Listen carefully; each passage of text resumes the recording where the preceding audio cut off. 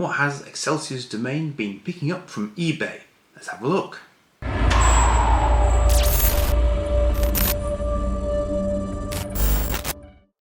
So I think it's well past time that I caught up with some pickups for you. Now, this actually isn't one of them. This is just to indicate the fact that I am a fan of Jason and the Argonauts and all of those sort of Ray Harryhausen special effects kind of, Greek adventure films that came out probably before I was born, but which I watched throughout my childhood because they got repeated endlessly at Christmas time. So, Jason and the Argonauts on Blu-ray here. I think I picked this one up from HMV actually originally. And just wanted this sort of sequence that they did of quite sort of frequent re-releases of Blu-rays, of old films on Blu-rays for a while. But that's not really what I'm showing you it for. It's because I picked up this gentleman from Gareth Cosmic Toys, and this is an epic figure, which is a brilliant mould of a character that I remember very, very fondly from those films. So he is now I want to get his name right actually. So he's Talos, and he's this great big sort of iron giant kind of fellow. I'm not even sure if he actually does. He's got a little bit of articulation, but he's really there more as a sort of a showpiece, statuey kind of guy rather than as a sort of traditional action figure. I think Gareth got him in from Japan originally. So he is from Jason and the Argonauts, and this is number 2 in this series from the Ray Harryhausen film library. But as you can see from his sort of card, I think he's primarily, well, you could do if it was actually lit. This is actually originating in Japan, because Japan of course loves its sort of people in suits kind of thing, but this was definitely not a person in a suit. This was all stop motion animation, so it was a heck of a feat to actually get this guy on screen interacting with Jason and the other Argonauts as they fought to defeat him, which was no small task given his size and his that he was made out of metal. But it was just so incredibly cleverly done for its time. Absolutely no CGI anywhere, far too early for that. So instead we got this incredible stop motion animation of this chap and skeletons and all sorts of stuff, which when you're at the right age is very, very sort of primary memory forming, and I'm sure a lot of you watching this will probably remember them and those characters as fondly as I do. And of course, very, very classic tales. They are the Greek myths, and we now get superheroes bouncing around who are based off of the Greek myths. But these are the guys that originated that sort of idea. So, really nice to pick up. It was a classic example of something that Gareth showed on one of his videos, which I had no idea was a thing that existed at all. And so I said, "Yep, I'll have that whilst the video is running," and so I did. Now, I also picked up this at about the same time, I believe. Now, this will obviously show up on a Trek Toys video at some point in the not so distant future, I would imagine, strangely enough. But this is Worf, son of Moog, but in a very early release. This is his Galoob release. This is when he was, probably the first release of Worf as an action figure. So it includes phaser weapon and tricorder analyzer, and he's posable. And you can probably see in the packaging there that he does indeed have his tricorder and his phaser in hand there. Well, the tricorder is down the bottom left of him, but his phaser is in his hand. So nice example of the figure, and I'm going to be looking at some other kind of general examples of the figures that are available from various manufacturers in due course. Although it's not really a focus for my Trek Toys, I felt that I couldn't really ignore the action figures simply because there are loads of them. I mean, Playmates did a huge range of them, but this, as I say, is one of the very, very early ones because it's from Galoob, and as you can see, that's the Diecast Enterprise that I've shown you before. Also did a phaser, interestingly, and they did use some little mini ships as well. So perhaps I should pick one of those up actually, because I am lacking one of those at the moment, isn't it? By way of example Trek toys. So yeah, but you can tell. I mean, that's a very sort of early design. Even with his makeup, it's quite early. And he's in sort of command red, which when normally he would have been in yellow for security. So this is Star Trek Next Generation very, very early. So it's nice thing to have, and as I say, it'll come to another video before too much longer. So that was him. Now I'm going to move on to some of the things that I've picked up off eBay recently, and some not so recently. Again, a lot of these have been with a view to Trek toys, so they'll appear on other videos. But I wanted to show you a few little sort of like quirks, and they'll only be quirks of interest to me, I would imagine. But here's a Batmobile. It is one of the smaller Ertl Batmobiles that came out for the 1989 Batman movie. It's model number 1064. However, this is also one of those Batmobiles. Now, can you spot the difference? Now, I haven't actually looked at these that closely myself to this point, but there isn't. But you might be able to tell the difference fairly rapidly there, I think. So, weirdly, the one on the right, despite all the rest of the packaging being broadly similar, although not actually identical, the more I look at them, the more differences I can spot. You see here, this one says not suitable for children under 36 months. Potential small parts hazard. This one just says recommended for ages 3 and over. So it's a little bit different. Both got die-cast metal, both got the bat symbol there, but the Batmen are very, very different. This Batman has got this strange sort of blacked out kind of face, and you can't see his utility belt, whereas this utility belt is very clear, and you can see a bit of his bat symbol behind it. In fact, that is more like a sort of 60s era comics Batman than it is the Batman from the 89 movie. But why they did a completely different sort of rebrand on the right hand side one, and even down here at the bottom the feet and so on are different. There's a lot more black cape showing down here rather than here where you can see more of his feet and it's a more uniform blue colour underneath. So it's kind of curious to me that we've got those two quite distinct variants, and as you can see, even the backs of the cards are different. So I'm wondering if I can actually figure this out here and now, because this is why I got these two, because I was just kind of curious. I've had these Batmobiles loose before, but not carded, and I'm trying to build up a carded collection.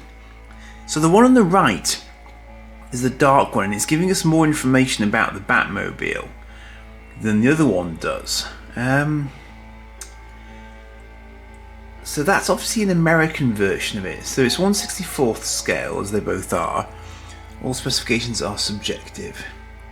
Okay, so I think the difference is this has got lots of different European languages on it. This one does not bother with that. So I'm guessing that this one on the right here is actually an American release. This one on the left is a European release, and it's a little bit more cautious about things like children swallowing bits and bobs, because that's probably more of a European thing, perhaps. They've also got slightly different cutouts for hanging purposes. So this has got the sort of oblong shape with a curve indentation on the top. And this is actually more triangular. So it's just weird. It's kind of like a very odd spot the difference game. I can only imagine that they're for slightly different markets. But you know what? Again, I'm looking at it hard, and the Batmobiles are not the same. Now, I don't know if you'll be able to see this, but if you look at the bat symbol on the top of this one, which is the American one, the bat symbol has a little sort of black oval going around the bat symbol, and then an outer yellow line going around that. But that is not the case with this one. This one is just a solid yellow bat symbol on the top, but it doesn't have that black line going around it as well. So I do wonder if these are slightly different actual molds of the Batmobile. It's kind of hard to tell through the plastic. And so here my aim in sort of getting ones on the card is slightly scuppering my efforts to analyse them both. But they're clearly slightly different examples of the Batmobile. So I don't know if you'd call that a variant. As such, they must just be obviously for different markets, but I'm just trying to look at the tyres and see if there's any sort of real difference there. There isn't a massive difference. And quite possibly only I care about it. But anyway, I just thought it's because I noticed this one that had this, this much sort of darker Batman appearing on the top of it, and it caught my curiosity basically. I also got this Joker van. I was thinking of a Joker van. I was supposed to get a carded Joker van, so I thought. What I actually ended up with was more of a Joker van, kind of in a bubble, because unfortunately, the instant it was freed from its packaging, all I had actually was that, which is just a Joker van outline on the back of the cardboard. So I think that's the European one again, because it's got the language is going down the back of it there. So I think that's probably the European market version of it. But anyway, it's just one of those little sort of, as I said, those little quirks. So I could have sent it back. The seller was quite understanding of that, but I thought, well, what the heck, it is what it is. It's arrived as it has, so I'll take it on the chin. And it doesn't mean I've got a very, very good quality large Joker van, because this is the 143 Joker van, so it's the larger one. I also got this as well, just to round off this is little sort of mini collection, which was a combined Batmobile and Joker van set. Now again, I don't know sort of how common these are, but you don't see this set advertised on the backs of the packets that I've seen to this point. So presumably this was a sort of European market release, and for whatever reason, perhaps, I don't know if it was that widely released, perhaps it got an American release as well. This definitely seems to be of a European flavour, but it doesn't acknowledge even on the back here that it's the Batmobile plus the Joker van. It just says Batmobile. So I don't know, maybe they were just trying to sort of get rid of stock, and they decided that they'd do a sort of combined card. But again, not seen this terribly often, so I thought I would grab an example of it on the card just to add to my card collection. So that was my little detour down into Ertl goodness again. Now, I picked this up. It was going quite cheaply because it's a little bit battered. And I picked it up primarily to have a look at it, because out of the packet, because I've got another example of a reaction figure, which is a little Valkyrie from Robotech, but I just wanted to actually get into this one. Now, this is Skyfire from the Transformers G1, the cartoon version. The comic version, actually the comic version does kind of look like this as well. But in the comics, he was actually, and now let me get this right, in the comics they did call him Jetfire, but he wasn't Jetfire's mould, because that was a Robotech Valkyrie and there were issues, so they had to make him look more like the cartoon version of the Jet and the robot, but they did still call him Jetfire and not Skyfire. So, confusion reigns, basically. But I've never actually had a reaction figure out of the box, so I actually want to have a look at him to see what it actually feels like in the hand and what he actually does. Now, before I actually go digging onto that, let's just have a quick look at the back here as well and see what else they did. So let's collect all 8 Autobots and Decepticons. I don't think this is going to want to stand up for me. Stay there. This is Super 7's released this series, and obviously Super 7 is still quite busy as I understand it. So they did Alpha, Trion, Grimlock, Mirage, Skyfire, and this is Wave 2 actually, Astro Train, Shockwave, Shrapnel and Rumble. Now of course I immediately go, that's not the right colour for Rumble. Rumble should be red and black, because he should be. But I know that's a thing. Also available Transformers Reaction Wave 1, Bumblebee, Jazz, Optimus Prime, Megatron, Starscream, Soundwave. Didn't need the names and know who they are. So, it is weird as well because it's 14 plus. How can this be 14 plus but be, you know, I mean, I suppose that's because they're intimating it's for, you know, it's for us older folk who are sort of into our G1s. But I am going to do it because I like Jetfire. I'm going to get him out. The card artwork is really nice, so I am kind of slightly loath to do this, but I know this card is a bit battered in the first place, so I'm not going to get too hung up about it. I'm just making sure it's still recording, because it would be a shame not to record it. So I'm not doing this in a very tidy fashion, because it's fairly late, and I need to get this done. So here we go. So what does this actually feel like? So he's sat on. So they've sat him on a little tray to support him, which is cool.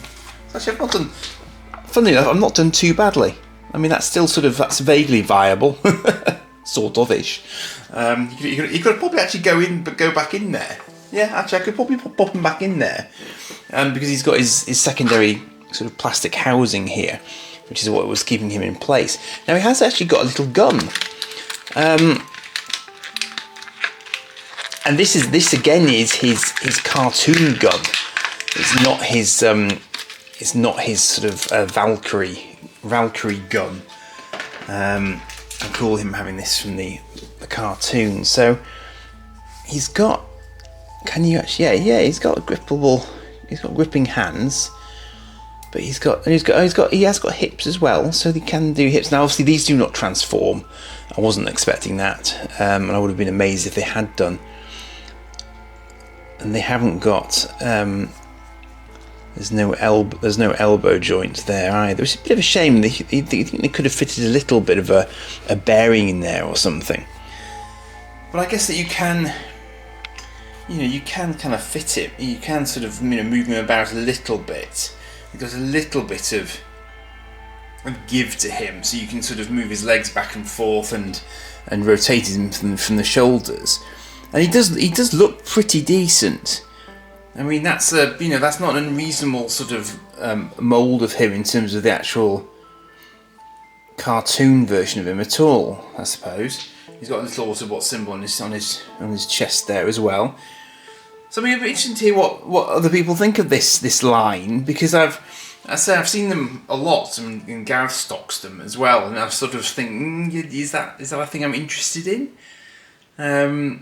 I do have some odd sort of bits and bats of Transformers stuff that isn't really my generational stuff, but just sort of interesting to see what is out there and feel the quality of that. So it's a kind of vinyl-y.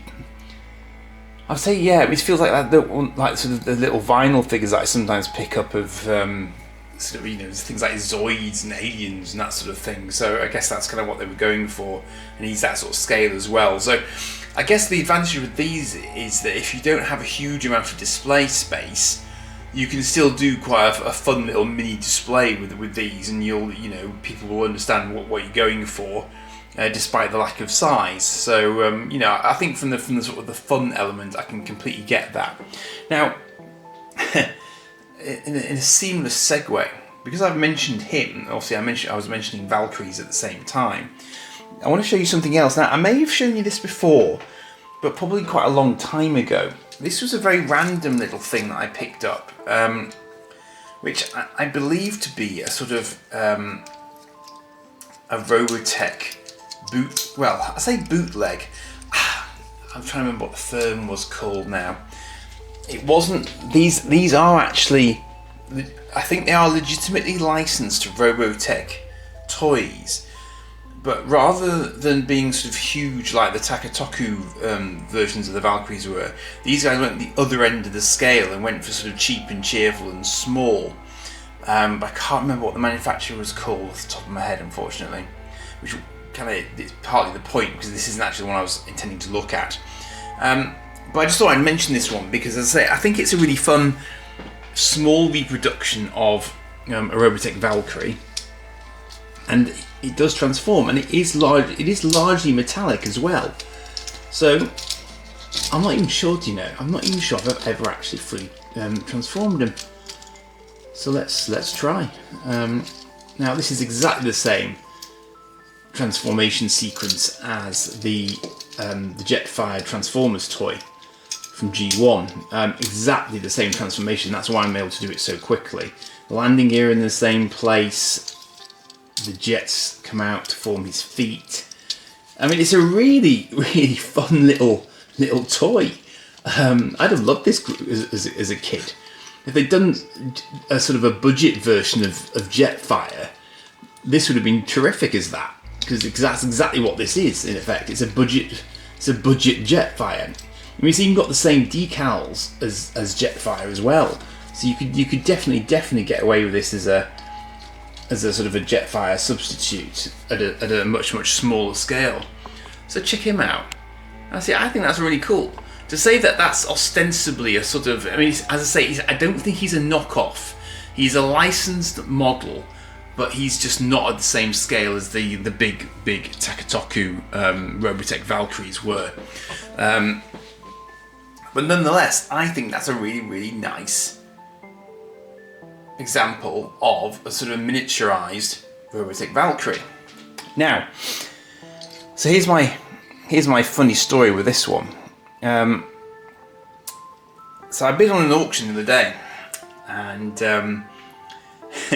I had convinced myself that what I was bidding on was absolutely categorically had to be the same scale as an old school Takatoku Valkyrie that I've got an example of, and indeed therefore Jetfire. I was incorrect, however, because what I got was this chap, and as you can see, this chap he's bigger than this white one, sure, but he isn't as big as the other ones that I have, like Jetfire. Now, as you can see, at the moment, he is concealed quite heavily in this this well-packaged plastic bag. But let's see if we can free him up, because what intrigued me about this one was, it wasn't ridiculously expensive, which Valkyries often are. It was pre-made, not a kit, which is, again, from my point of view, is always a bonus, personally. And I think what I will probably just do is, I was going to skip to the end, but actually I think I can free it up fairly quickly. So anyway, basically, I had foolishly thought, given the level of the level of detail on this one, that he was going to turn out to be a full-scale Valkyrie, or at least, you know, the same size as my existing ones, because the guy who was selling it was sort of, well, he had all sorts of keywords in his selling title, it has to be said. So I think he was hedging his bets in terms of trying to attract people to it. And obviously he succeeded, because I did indeed get it after giving me an offer on it. But I don't think it's actually as Takatoku-y as he might have imagined it was. I might just need a little bit of a hand with this. Unfortunately, I do have a hand to hand. Apologies for the slight delay here. And this is somewhat ironic, because I have in the past done a video on scale, and the difficulties with judging the same when all you've got to go on is reference photos on eBay that do not necessarily include everything that might help in assessing scale. So I think that's everything from the bag. Now, whilst he may not be as big as Jetfire, he is nonetheless quite impressive. Now, to give you a sense of scale, give myself a sense of scale, that is a Jetfire booster. That's the sort of jetpack booster that Jetfire has on his back. This is this guy's, obviously, you know, truncated version of the same. But you can see that even the sort of the thruster there is much smaller than Jetfire's. So there's a very sort of clear difference there between the two of them. As you might already be able to see, this is a somewhat different beast to that sort of bright white Valkyrie. This has got nice, very, very flexible thrusters on his feet there, which is quite unusual. Normally they don't have any, in the ones I've had anyway, they don't have anywhere near that degree of flex. And that's also a very, very positive sound coming from his feet. But this guy has this great big AWACS kind of dish going on his, so this is like a sort of a battlefield support kind of Valkyrie almost, you know, it's like a utility Valkyrie. But I can see that, you know, he's got a rather sort of generic, I think, Valkyrie heading. I don't think it's quite the same as the ones that I'm used to seeing, but then the Valkyries did have varying types of different heads, so that probably flips in a slightly different way to what I'm used to, but he feels really nice and metallic still. So he's got the standard sort of flip out wings there, so you get this really cool sort of plane. His canopy's a little bit yellowed, but I knew that was going to be a little bit of an issue. So I might take another look at him in another video, I think. But again, it's just another example of it there being lots of variations of these things, because, you know, it's just really cool. But it's just that you know, I've got no idea how many different companies. Oh, that wasn't good. Okay, that's a little bit more fragile than I was anticipating then. I don't know how many different companies have produced these down the years. I only know of sort of, you know, Tata Tokyo and so on as the main ones. But perhaps other people have had the license over time. I think fortunately all of his armour actually survived intact through that, so that was good. I was not expecting a leg to drop off him, but it does look like it's got a sort of a hook on it. That's interesting. So that was an interesting example of what not to do with your newly acquired Valkyrie when you're trying to keep it in one piece. Right, so one more thing to show you from this little gathering. Let me just try and gather this all in one place. Actually, a couple of things. Actually, I tell you what, a couple of things. This was an Elint Seeker, a VT1 Ostrich, and it's got various instructions on how to transform it and so on. So I'll have a little delve into that in due course and see if I can figure out any more to tell you about it next time I see you, or next time I look into this one more closely, certainly. So let me just clear the decks here for a moment. Bear with me. Yeah, definitely got all sorts of plastic attachments and so on, which is something I'm not used to when it comes to Valkyrie, so I'll be having a closer look at that. So I'll show you this, which is a nice thing which I finally picked up after several attempts to secure one, and that is I now finally have a Kenner die-cast Star Destroyer. And these guys date from 1979. Now, this is not in absolutely perfect condition, but it is better than others that I've seen, which are missing shield generators here, but they are incredibly plasticky, these little bits here. And no, it doesn't have the Tantive. I've seen one with one, but I couldn't justify getting, you know, two of differing quality just to get the Tantive, unfortunately. But it's not in bad shape, apart from them. There's a little bit of damage to the back there. But I really love it I mean, to give you an idea, when I was growing up, the only ones of these that I had were the Twin Pod, Slave 1, and Snowspeeder. And this is so much bigger than they are. It's still quite relatively light, but I think there is, you know, there's definitely some metal in there, but it is quite light. But it's just a really, really nice thing to have in the hand, and, you know, it adds to the overall collection. Now, I know that some of the things in the collection are, you know, very much harder to get than others, like the TIE Bomber. That would not be a cheap one if I was to ever be able to find it at all, because as I understand it, it's extremely rare. Gareth had one in the shop briefly, I believe. But that's as close as I've ever come to actually seeing one of, well, you know, well, it wasn't even on my radar to try and pick it up because I couldn't have justified it. But these you can get for sort of, you know, 30, 40 quid. So they're not ridiculously expensive. Now, you know, there have been more modern versions of it, but obviously because I've got a history and my childhood twin pod is still with me. That's still my original one from back in the day. But if you want to carbon date it, if you want to check for Tantive, all you have to do is slide this back, and in there you should find details of the date of manufacture. Now, ironically, having said that, I can't actually see it. Perhaps I'm wrong, but it's actually on the hatch itself. I've probably been a little bit too hasty there. Yes, it's on the hatch itself. So the hatch itself there will tell you a year of construction if you can see it. I can't with my eyesight and this light at the minute. So, but it's it's a cool thing to have picked up finally. Because unfortunately, every time I've been around Doncaster, there's just never, no one's had one for me, which is a shame. So there is that. A few other random Batmobiles as well, but I'll show you those again. Now, as a closing thing to display, I picked up this from eBay, and unhelpfully, it's not going to stand up by itself. Let's just try it with that. Will that do it for me? No. Well, that is unhelpful. No. Okay, I'll just have to hold it.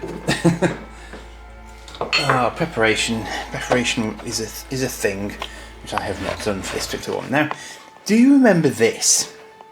Sky Commanders. Now, I think that these guys were done by another Kenner actually, and they were sort of like a zipline based toy, and I saw an advert for them on YouTube the other day. Not because it's not like a recent advert, but just a sort of an old school advert. And I think they came out at the same sort of time as Spiral Zone. And again, Spiral Zone are not toys I ever owned, but I've seen the cartoon intro for Spiral Zone, and this Sky Commanders thing looks like it had a cartoon, or at least an animated advert for it as well, which was very, very similar in tone to Spiral Zone.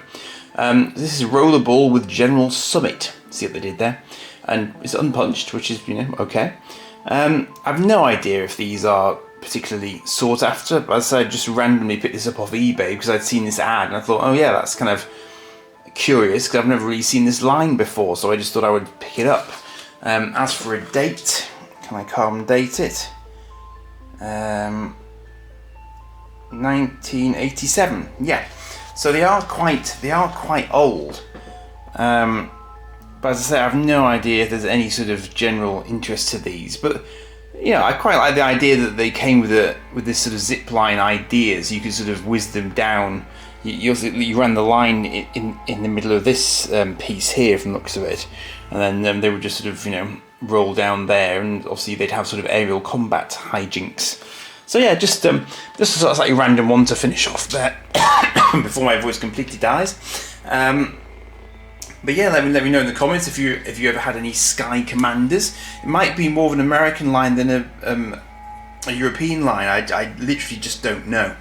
So any sort of intelligence on that would be welcomed. Raiders are attacking. General Summit races to Vector Command to prepare the Sky Commanders for battle. There you go. There's a free battle track dispatch and Commander Cliff Baxter when you buy 3 specially marked Sky Commander figures. So clearly Kenner were doing what they might have done with the Star Wars figures and sort of doing sendaways. So General Summit, the fearless leader of the Sky Commanders. Okay, so he's the leader and a mastermind of military strategy.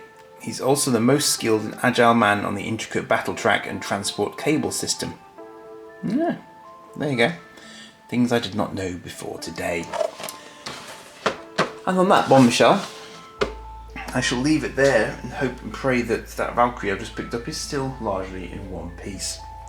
So, cheers now all, and do stay tuned for more Trek toys in due course and anything else I can think of to film for the Thursday slot. Cheers for now.